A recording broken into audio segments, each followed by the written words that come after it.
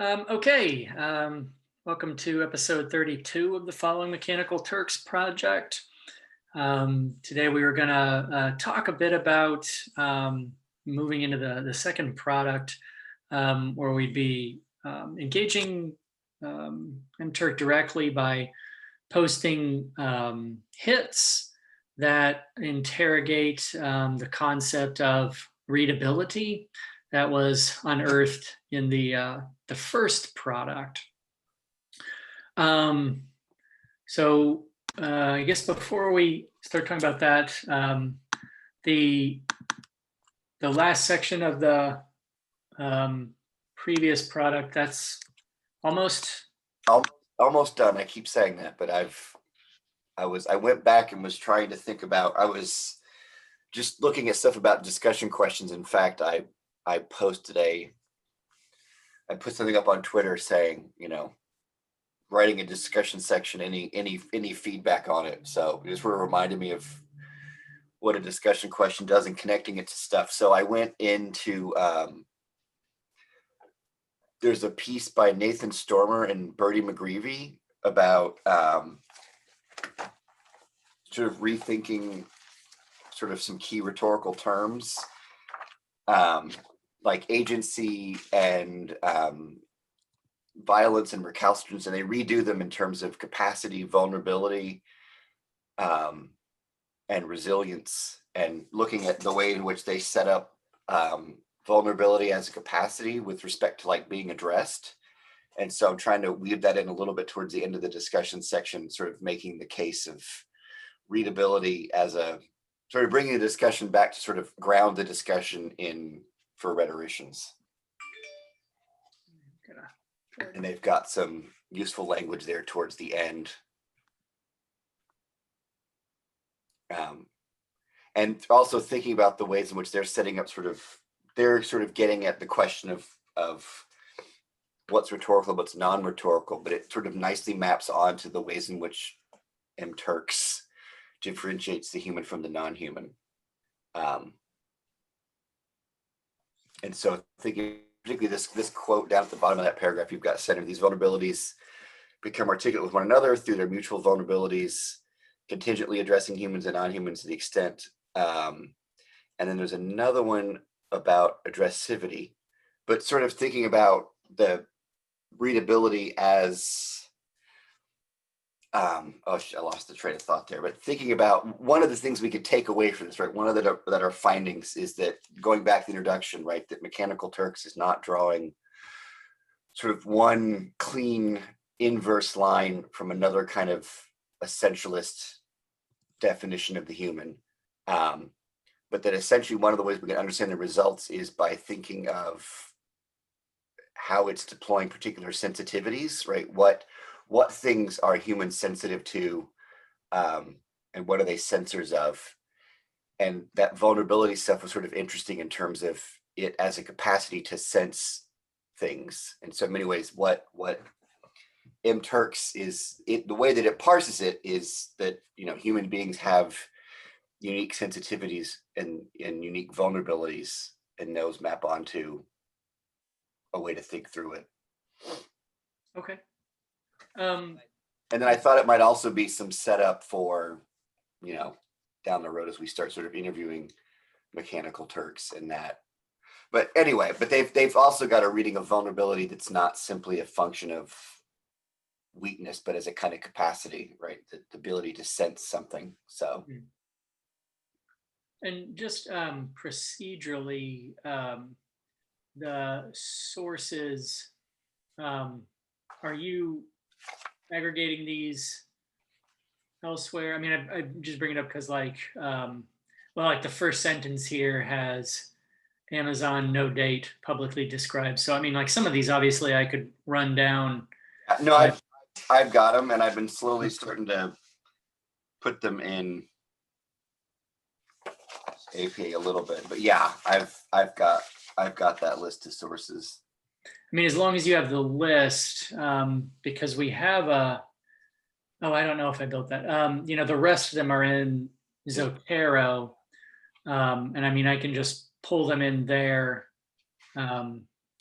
Or, I mean, we could set up a shared library if you were already using that, but if not, I don't think it would be any faster than me just manually putting them in, particularly things that have ISBNs or ISSNs, because it can import those pretty much automatically. Okay. DOIs, I mean, those are, Oh, yeah. but I mean, you don't have to include those because I mean, you can find those pretty easily, but then it automatically, puts the correct data in the correct fields. Oh, nice.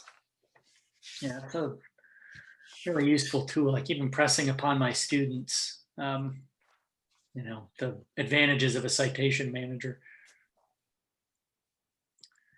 Okie doke. All right, so that should be wrapped up pretty soon. Yes.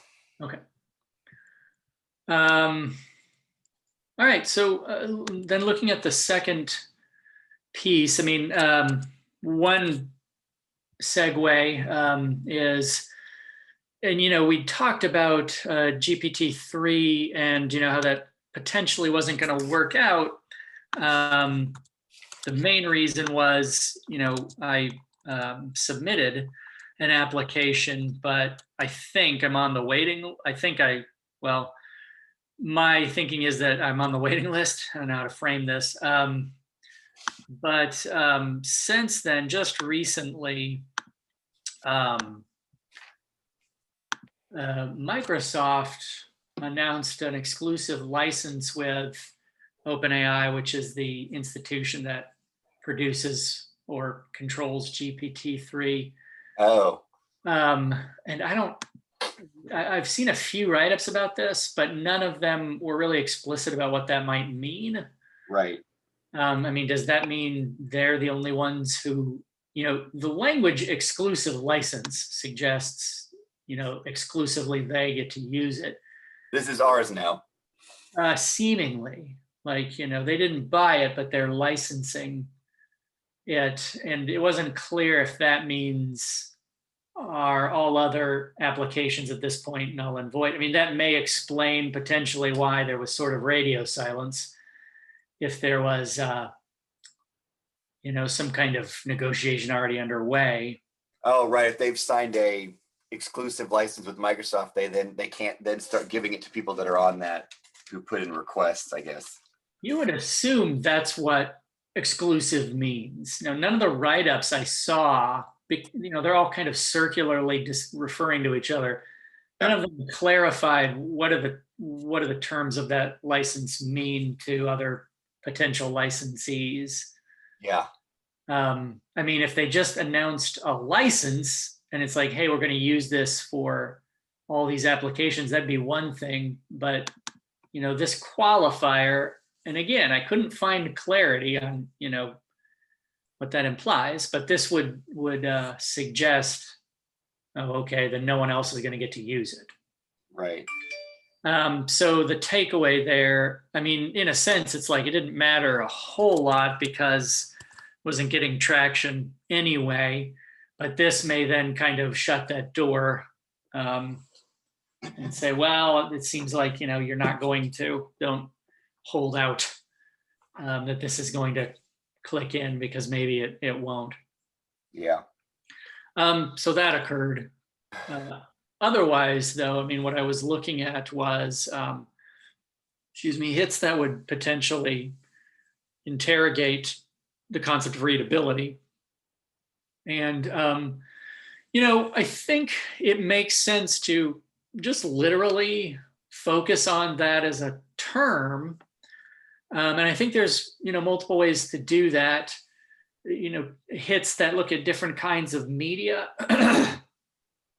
write-ups, even potential visual media, and just literally ask about which one of these is the most readable, and thereby use Turkers as sensors to without having a predetermined notion of which one of these is the most readable, but use Turkers to try and limb what readability is, ostensibly by seeing them congregate around particular responses to those hits. Right.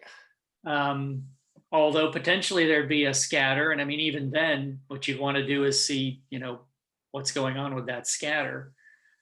So, I mean, I think that's one way to go.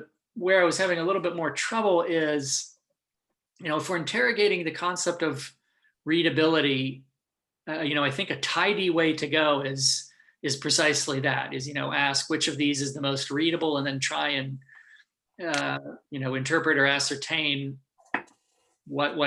what's happening there. I Yeah. was having a little more difficulty trying to figure out hits that would get at this notion of human behavior as itself a readable concept. Right. You know what I mean? It's a little tougher. Even things like, say you have, a sequence of a few images, and then you have a hit that's, what do you think of these options is the most realistic image, that would come next in this sequence, or something like that.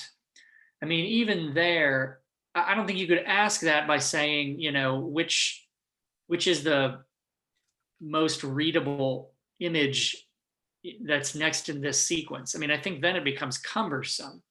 Right. So it was tougher to try and figure out, what's a hit that scratches at the notion of human behavior as a readable concept itself, as a text to be interpreted by a non-human. Right.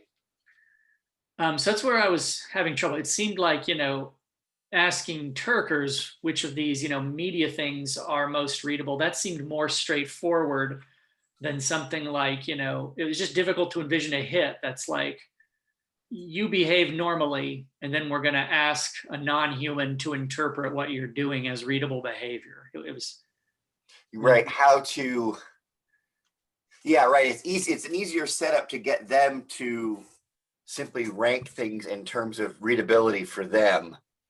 It's a much different thing for them to try for us to try to get them to generate readable behavior. Yes. Yeah, I'm not quite sure how to do. I mean, I don't know if it's a problem of sort of like experiment design that, maybe a better researcher would point out, okay, well, here's an experiment where you can get at that kind of thing, particularly if I'm interested in the cons or the term. I Right. mean, how to still foist that term in there. Yeah, so I mean, that's I was kind of hitting a wall with that. I mean, maybe something will emerge, but it was tricky trying to think of that. I don't think it's a deal breaker, but what it might do, if we can't figure out a way to get at that through hits, it may kind of set up a break in the paper in terms of, I mean, what it suggests is maybe a kind of mixed method where we can use the Turk to get at what Turkers see as readable in other things, but that may not be a method we can use to interrogate, human behavior as itself a readable concept. And for that, we may have to do something else, but I don't know precisely what that something would be. No, I mean, I've been thinking about, right, because we want to use hits to do that. And I keep something like, well, I guess we could do, I mean, is there something, okay, no, okay, this just occurred to me, because I'm also thinking about experiment design, but like at some point I imagine we're going to be something very interesting with Turks. And then I waffle, I'm like, are we just distributing surveys through Turks, right? And to a certain extent, are we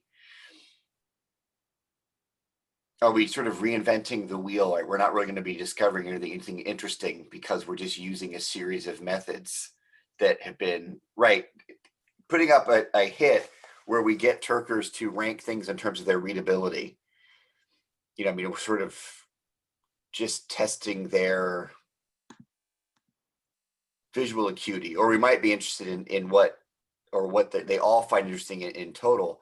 Anyway, but I'm wondering if there is a way to sort of think about surveys themselves as generating readable behavior, right? The idea that what a survey potentially does is it renders someone readable in a experimental or research context. Yeah. We can think about just surveys that we might do, right? So if we had access to GPT-3, Yeah. we could have it generate survey questions. Right. I mean, that was kind of the original concept, is have one that, we generate, and then have one that an algorithm generates, and see what the difference in response is and how it's treated. Yeah, The killer way seems potentially closed, however. Yeah, because we could sort of get at both readability, right? Their notion of how can they make sense of this text, and then but also at the same time, how would they be, right? If you got interesting survey results from a survey that had been generated by it, so a non-human is sort of Right. getting readable behavior. Is it able to generate readable behavior? Yeah. Yeah. But I mean, that would be an interesting aspect. It's just the feasibility of it is, because I was also looking at, well, are there alternatives to GPT-3? And there are, um, but it would seem, I don't know. There are alternatives, although I mean, there are certainly things that'll generate text. It seems like that would be, and I'll look into them. But right now it's sort of like, if you're not using that one, it'd be tough to articulate why you're not. right. Well, other than just straight up material, there is no longer access to it. Right. I think that is a useful question, which is it part of what we're doing is trying to sort of, as you point out, limb readability as a function of rendering something legible. But what we're also interested in is how can we explore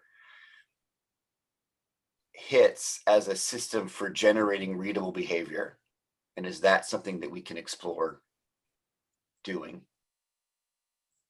Yeah. And are there ways of engaging in hits? I mean, given part of what I'm trying to say in the discussion section is that these human capacities are in large part not linked to essentialist definitions about human uniqueness, but they are sensitivities activated by particular tasks.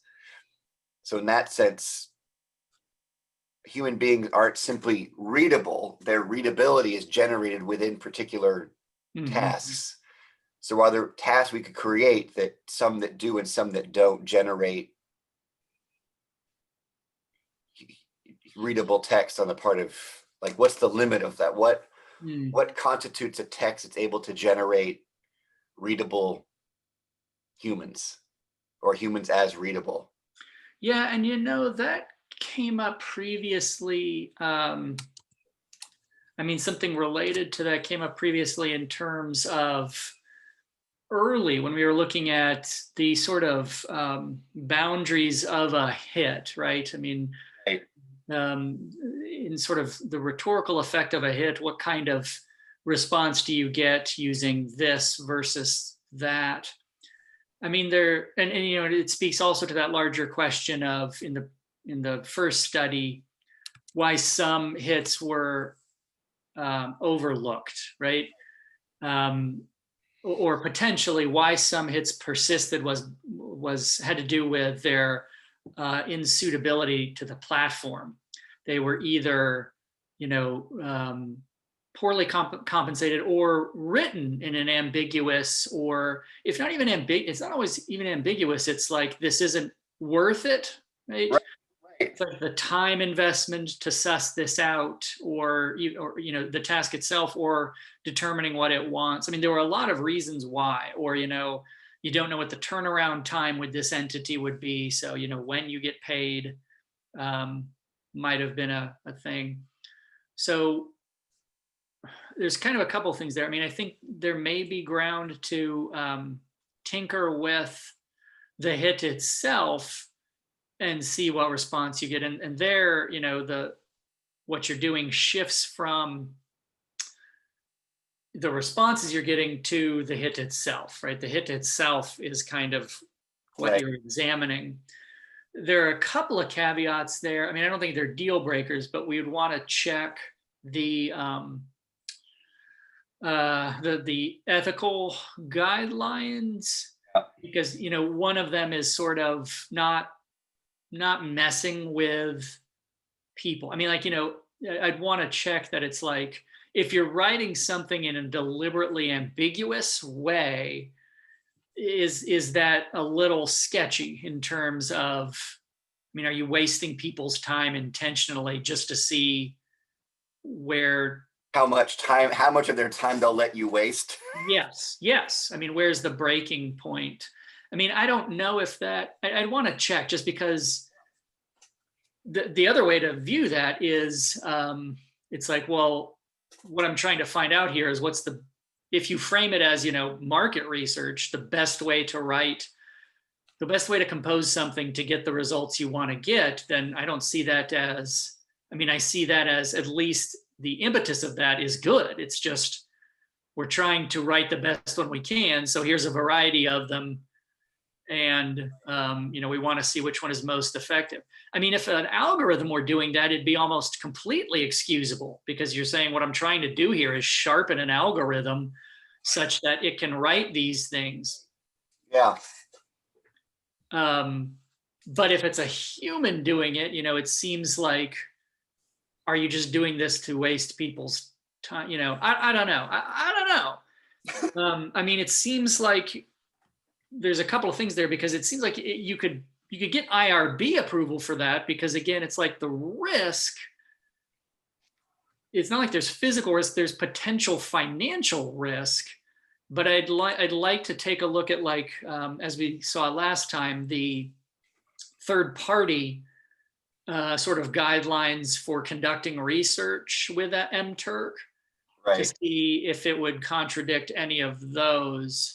But anyway, I mean, I don't think it'd be a deal breaker one way or the other, because I'm sure there are ways you could compose them where the goal isn't to waste time. It's Right. look at something like, the connection between particular language and result, or something like that. Yeah. Also, I mean, part of this, sorry, not to cut you off, is just part of this also would be possibly made visible, because sometimes, in IRB approval, it's like you have to let the respondent know anyway.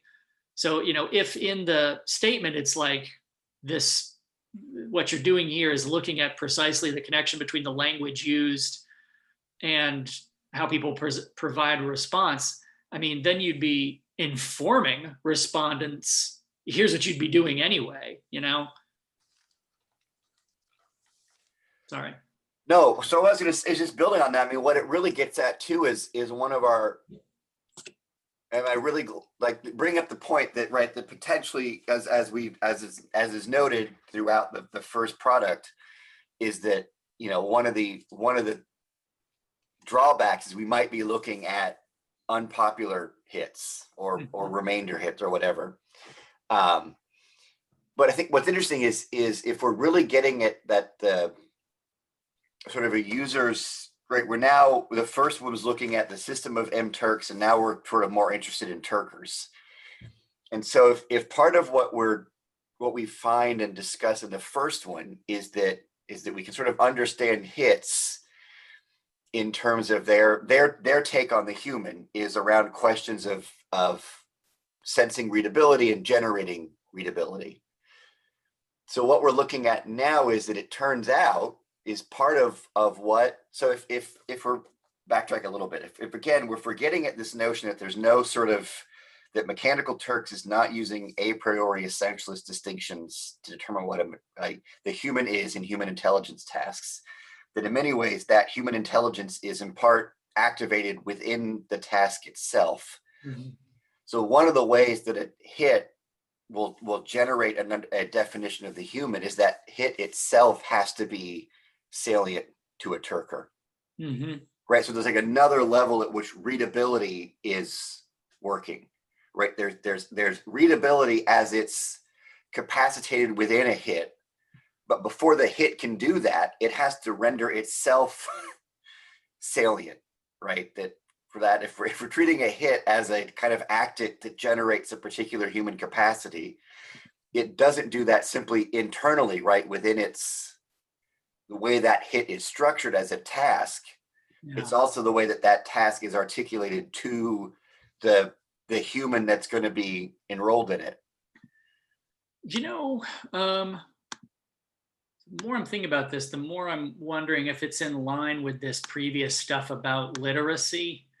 Because one of the things um, that I discussed was that um, a notion of machine literacy, of reading humans as symbols, doesn't subvert our other notions of literacy, right? It's not like rendering our behaviors as intelligible that doesn't obviate um, our need or our role of rendering written text legible, right? It's not like a new form of machine literacy obliviates previous forms of literacy any more than ostensibly written literacy obliviated speech, right?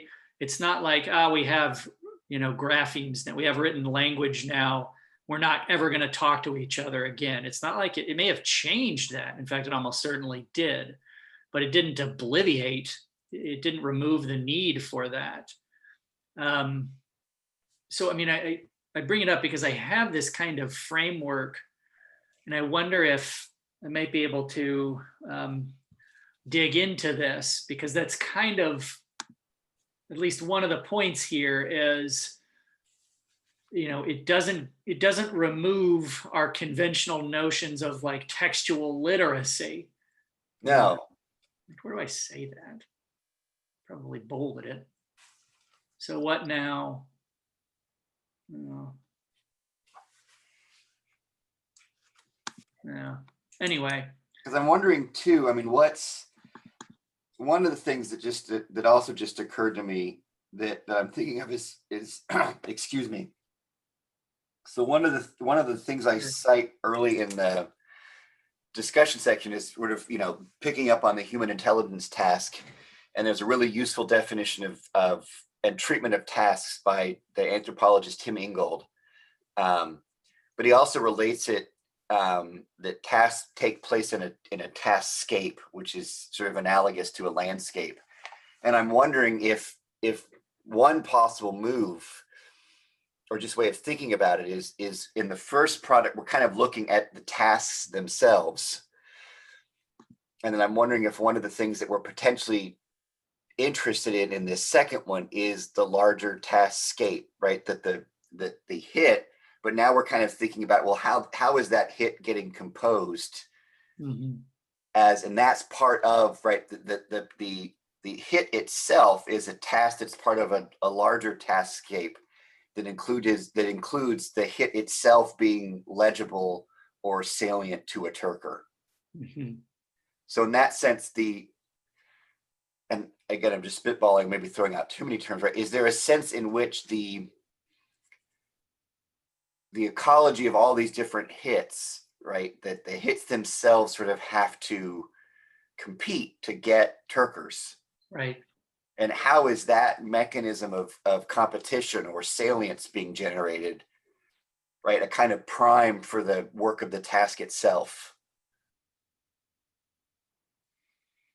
Is that something we can explore by composing hits, or is it something that we'd have to examine through another means? I think because we've kind of already done that. We've been looking at the composition Right. of those hits. I mean, I think now it would be back to one of our original ideas is that we'd now start trying to become a part of that taskgate, right? We'd be writing hits to see, I mean, one of our original ideas is that this first product would give us a sense of what kinds of that one, at least one hypothesis, like maybe we didn't ever write it up, but we're discussing it, right? Is would doing this first one, learning about how hits get composed and how the language of those hits reveals something about the system, would we then be able to not replicate, but perform that in a way that allowed us to learn something about Turkers themselves? Yeah. So given what we know about the articulation of these tasks, how can we then ourselves become a part of this larger taskscape and see if we can get hits that will generate readability or inform us about how readability is understood by Turkers? Yeah.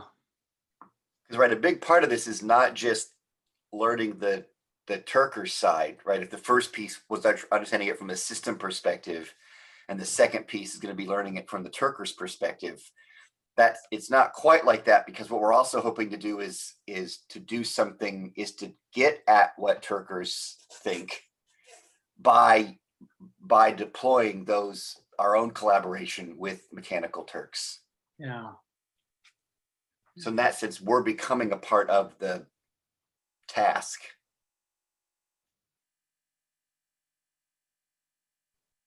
Yeah. There might be a way to, I mean, I'll, have to think about it, but there might be a way to potentially get at that. Make some notes here.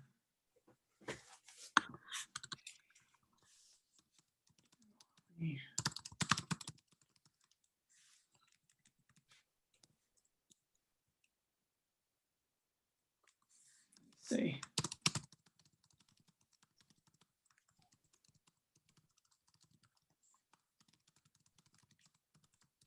I'm trying to actually think of a doodle that would a doodle that would explain this. A doodle. I've been trying to doodle more when I'm thinking conceptually, like visualizing what it is that I'm writing. Let's see here.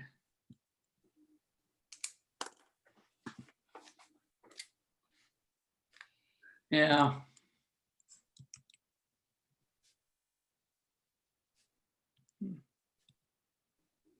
Well, hopefully that'll take care of itself. But we're Okay. not necessarily like switching halves, right? We were interested in this half, but now we're interested in that half. We're sort Yeah. of second half through the first half. Yeah. Um, Which is again, if we're sort of thinking about a kind of rhetorical audience, that if what we're in part interested in the first piece is, right, readability should be an interesting, a compelling focal point for looking at Mechanical Turks from a rhetorical perspective. And so how is readability being articulated and practiced within particular hits? And now we're sort of continuing our interest in readability. But I mean, I wonder if another way to think about it is, with the first one, we're interested in just sort of what readability is and how it shows up in particular tasks. Now, the second one seems to be, how are Turkers persuaded to take part in that generation of readability? Yeah. Well, and I mean, that would potentially speak to things we observed, like, is it manifested in the language? Is it strictly, I mean, obviously this is an aspect, but, things like compensation. Yeah. I mean, would the same thing, the same task in different compensation tiers or levels, is that then a noticeably different task, just because. Yeah, I mean, I like that too, that we don't necessarily have to just generate different versions of a hit by changing the language. We could be generating different versions of a hit by changing the compensation, because our results suggest that there's something to that. Yeah, and intuitively that seems to make sense. I mean, you pay people more, they would tend to do things. I mean, what we were seeing is, there wasn't quite the easy similarity between rote tasks, or cohesion between rote tasks and compensation, and intellectually challenging tasks and compensation. There are a couple of things you can modify, right? I mean, the compensation level you can modify, things like the amount of time Yeah. that gives someone to complete it.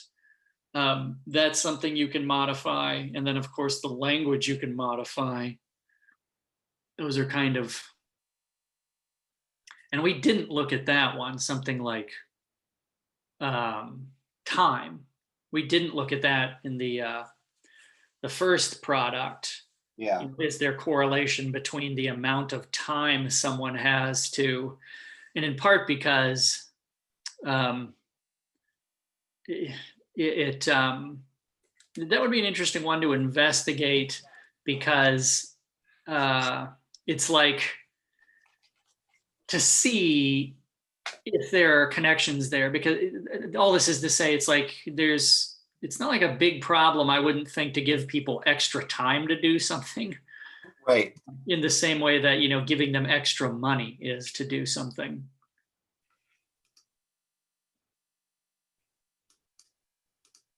No, and that's, I think, and I'm going to send you I could put it I'll put it in the folder too, but I'm going to send you a link just in case you wanted to pull it up. This is, it just, again, going back to some of the, oh shoot.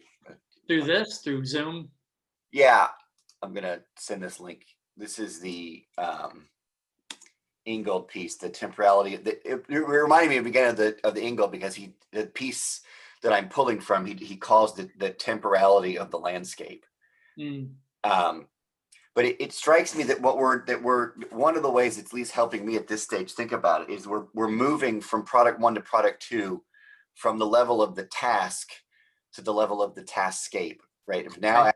questions not just about the task, but compensation, the time that it's required for, and so that's sort of what he's.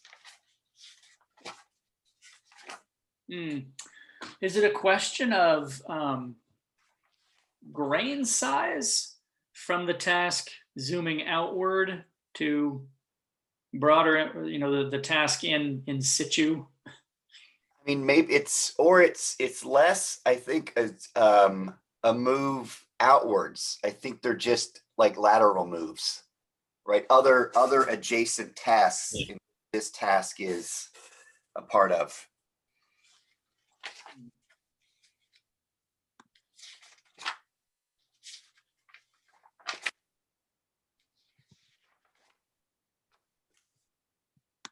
Yeah, right. Because he writes this. Every task takes its meaning from its position within an ensemble of tasks performed in series or in parallel, and usually by people working together. So it's not necessarily size, right? You're not going from smaller to bigger. You're going sort of adjacent things that are adjacent to this. Okay. So in that sense, because we don't want to see the language of the task as somehow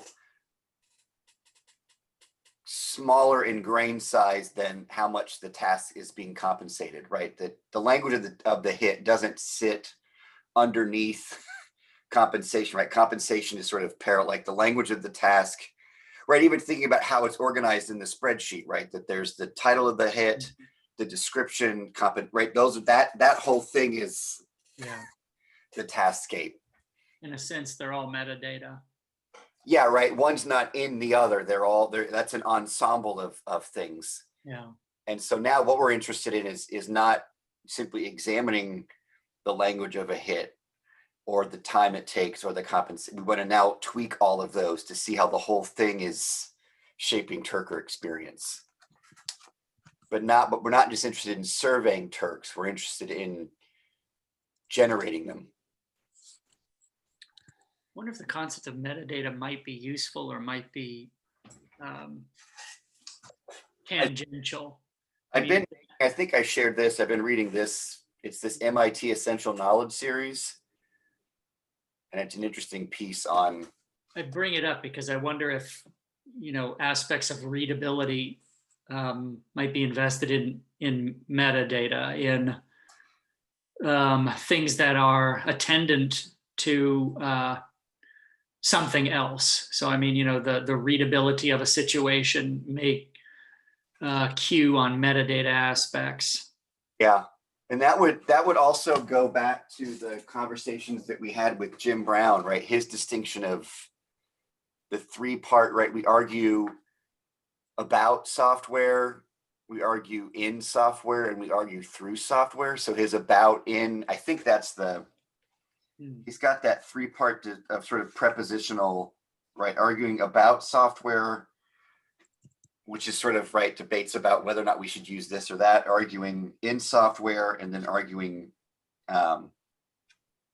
or with software is right, understanding how computation itself can be used to persuade. And then his third one is arguing in software. In that sense is which, right, software is the kind of medium in which we're in, right? We're not using software to make an argument, that our sort of understanding of argument is already by virtue of being in the software. So I'm wondering if that's brought with the metadata, right? That we're now in Turks, right? So we're not arguing about Turks, we're not arguing with Turks, that we're arguing in mechanical Turks. So in that sense, one of the ways that one participates in mechanical Turks is how that metadata gets tweaked or employed. Yeah. Right. So we've learned mechanical Turks, and we're now going to, from being in it, try to understand something about the human Turkers that are in it. Yeah. Because that was our interest, right? We want to now use mechanical Turks to learn something about mechanical Turks. Yeah. That was, a related question is, who might we be able to talk to Yeah. about these concepts? I don't know if you had ideas right now about other folks who might be able to move us forward. Well, one, because they showed up in the discussion section and throughout. I mean, I'm wondering if the Ekbia and Nardi, who've done some of that stuff about heteromation, because their primary focus is not. I mean, one of the reasons that we sort of didn't lean on them too much in this is because they're interested in sort of the labor aspect of it, right? They're much more focused on the experience of Turkers, for instance, as opposed to, right, they're sort of engaging in a critique of the system, whereas we were kind of trying to follow it and trace it. But they might be interested, right? That I think that one thing I think we need to keep our eye on as we do this, right, is to be thinking about, the labor issue.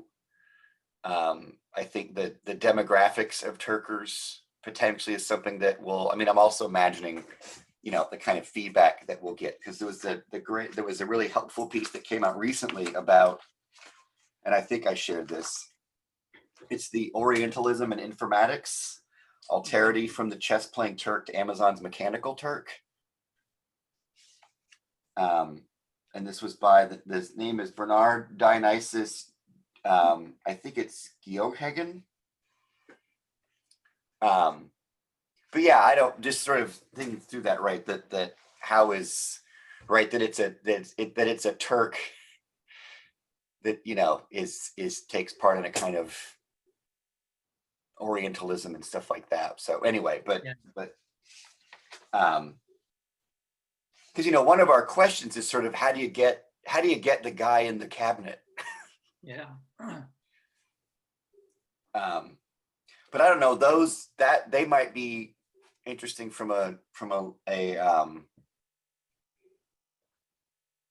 their labor perspective, what they might have to say about Turkers and how they're enrolled in the system, related, and particularly related to other kinds of systems, right? So they link up Turkers with people using ATMs and the gig economy and stuff like that, right? You bring in a human at a really specific point in a process that you can't fully automate, so it's heteromated. But I'm also still thinking about, are there, so we mentioned Sarah Pink, and I've been looking through her digital ethnography book she did with a couple other folks.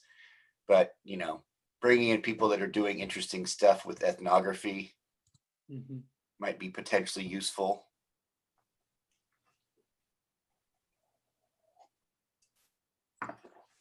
Sorry, I was just making notes.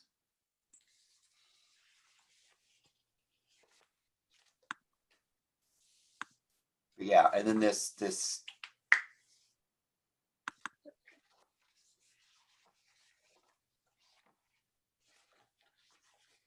I'm even wondering if it might be useful to bring because we might have to be doing this anyway, but bringing Amy back into the mix. Right, was that the IRB? Yeah. Yeah, I mean, yeah, I mean, we'll see, and that's another kind of aspect of this is, you know, we'll have to get our ducks in a row to go through IRB. You know, you can't do it retroactively, and Right.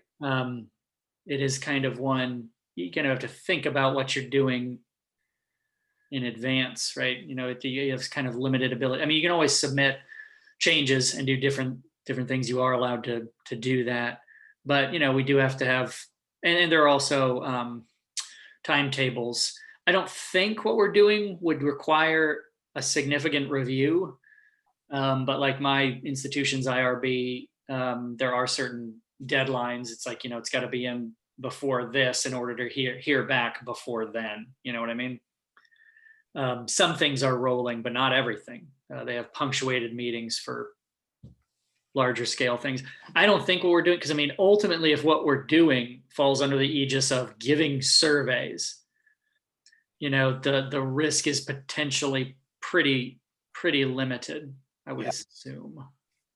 Well, that interesting. IRB around here is actually if you're not researching a vaccine, it's taking a lot longer now. That's an interesting point. Yeah. The big medical school. So I've got a grad student who's doing stuff on writing center pedagogy. So a lot of it's just interviews and surveys. But they said, like, yeah, it might be a while before we get back to you because we've prioritized Right. all these medical studies that are happening on campus, and those take a lot longer to. Yeah, it's much more in depth. Yeah, I think as soon. Yeah, that's interesting. The timeline may be pushed back that way, and it's really probably just a consequence of we have to look at those. It's not like yours takes a long time, because a lot of those times it's, you know, it's a quick. Right. Okay, we know what the. There's no needles. Okay. Yeah, well, we know what the risk profile is. You know, we see compensation in this population, but you know, I think it's expedited. But you know, well, we'll have to see. We'll have to see. You know, I was considering even talking to other people who just done that kind of research before, and you know, and saying, you know, like what's the application process like, so we don't get hung up on making avoidable mistakes. You know, that might be a possibility.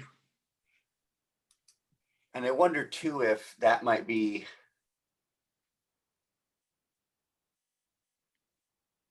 I lost it, but I mean, I wonder if that should be.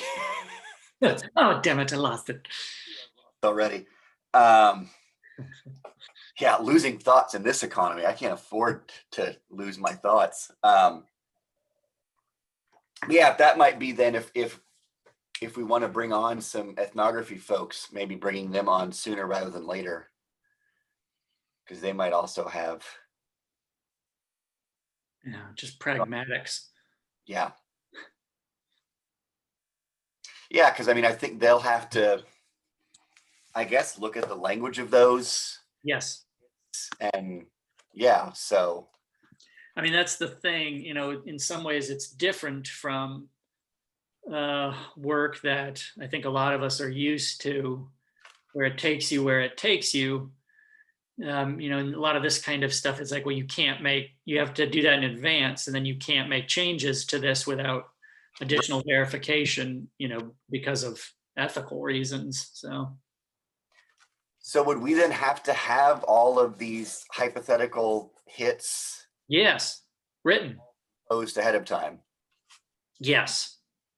They couldn't just be like, yeah, we're gonna, yeah, right, as you said. Well, we'll get in there, and once we get approval, then we'll start tweaking the language of these hits. I mean, I know there's some, because when I've been through it before, it was for interviews. And, you were granted some latitude for things like questions. Not, I mean, we did have to submit questions, Yeah, but then you were granted some degree of latitude in terms of, follow-ups for, someone says something in an interview and you want to say, oh, can you say more about that? Or, what about this? So we were granted, degrees of latitude for follow-ups. But we did have to do things like submit, the questions we were asking. yeah.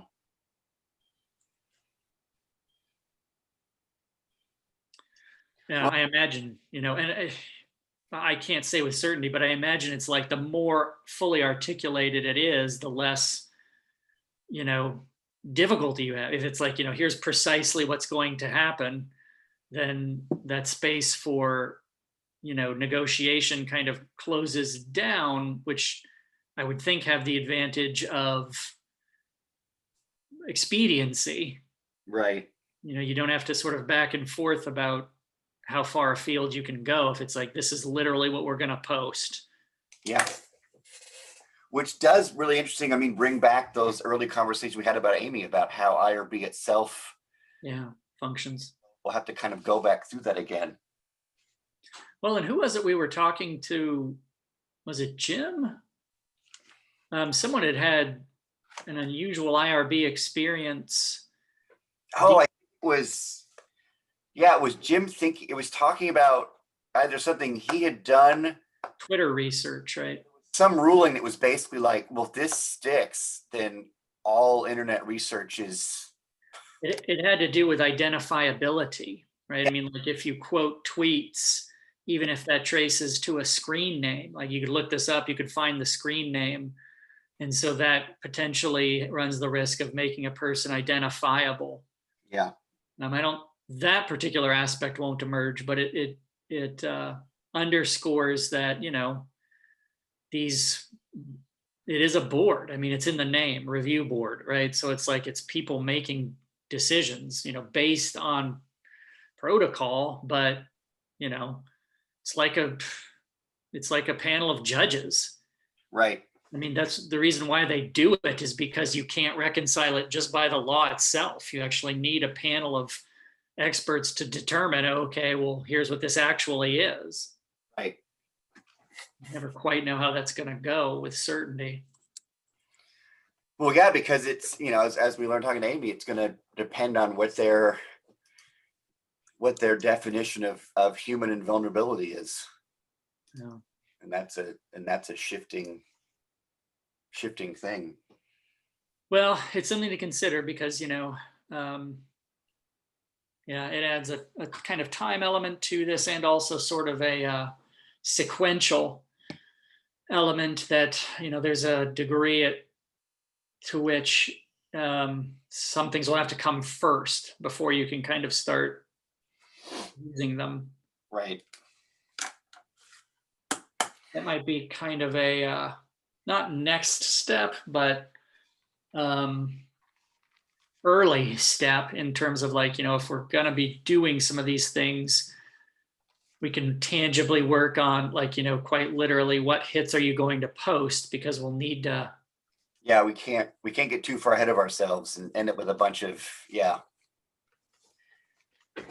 Yeah, I mean, you can do revisions. We did that when we were dealing with interviews, but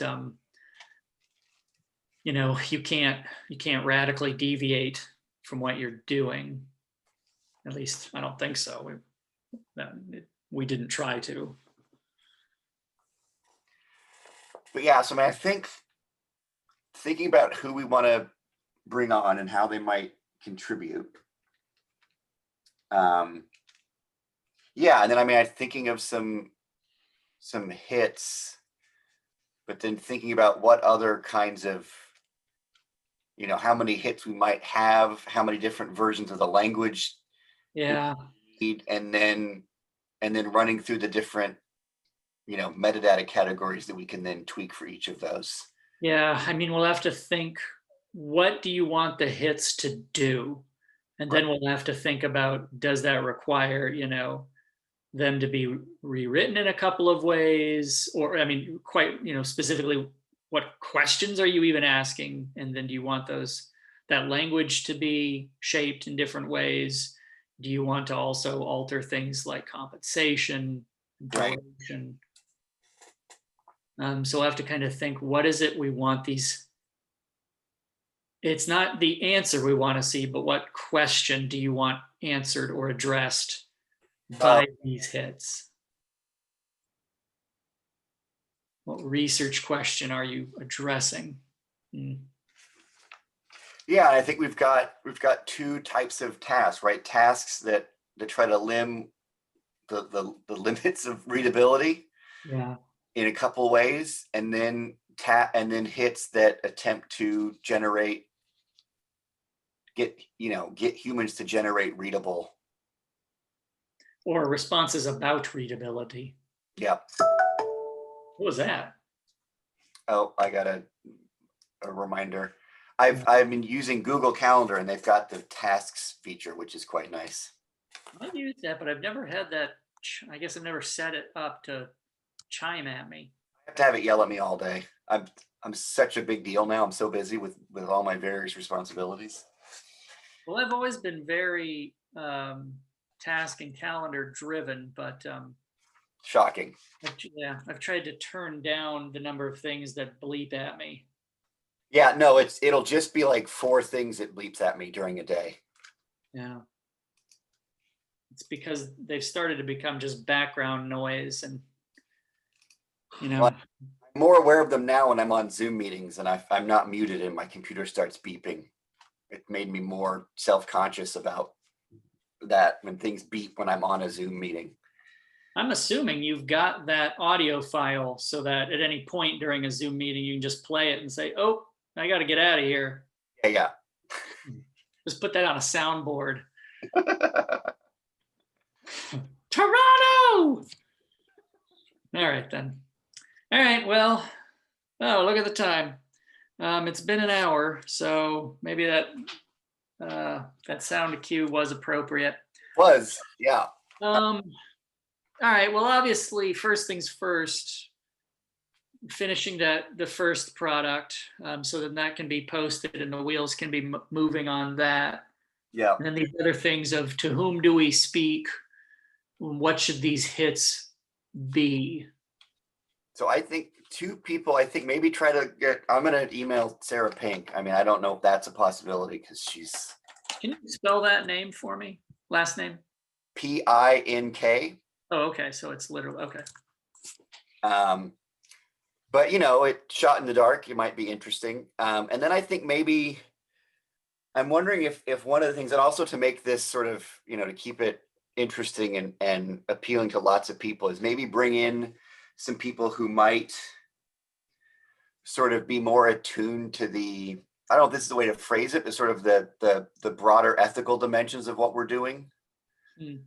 So, the Ekbia and Nardi with their interest in sort of the political economy and labor implications of that, right? They might not necessarily have something to contribute to experimental design, but they might, similar to our conversation with Amy Evans, right? They might drop in some, well, given the labor situation of of a Turker, what is it to post these hits, right? What does that implicate us in? That might be a kind of, you know, to bring them in on that end. Yes, that's an interesting point. Here we go. Right. So in this, and let me send you a link to this really quick too. Right. Because now that we're getting into the kind of, I mean, right, if we're going to keep saying things like we're really interested in the Turker, right? I mean, we're sort of participating in the economy of that Turker, right? I mean, that's a particular term. Oh, hold on. Why did I think that would get the job done? Here we go.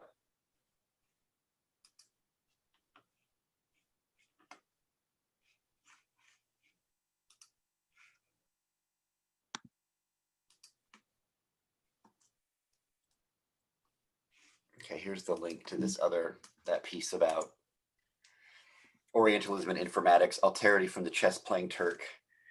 It might be interesting and I think useful to have someone like this on that would, even when we had Dr. Kang on, sort of just keeping us plugged into sort of the longer or larger trajectories of some of these conversations, right? That if we're interested in Turkers and how they're enrolled in this system, we're also potentially adjacent to issues of subjectivity and identity, and even though those might not necessarily be the most pressing questions for us, it would be useful if we're in conversation with them. Mhm. Okay. All right. Well, I think that's enough to grow on here. Yeah. Okay. Well, good work as always. This did, I think, clarify some of, about, I feel much better about at least what it is we're going to try to operationalize now. And I think thinking about it in terms of experiment design, how this relates to the kinds of stuff we were doing in the first product. Yeah. I think particularly thinking that we're not just tweaking the language of these hits, but also tweaking compensation levels, I think that makes it feel like, are we just going to write some random hits and then see what happens? Mm-hmm. Which was kind of my knee-jerk idea. But now, oh no, we'd have a set of them, we compose them differently, and then we'd be offering them at different compensation levels with different time expectations.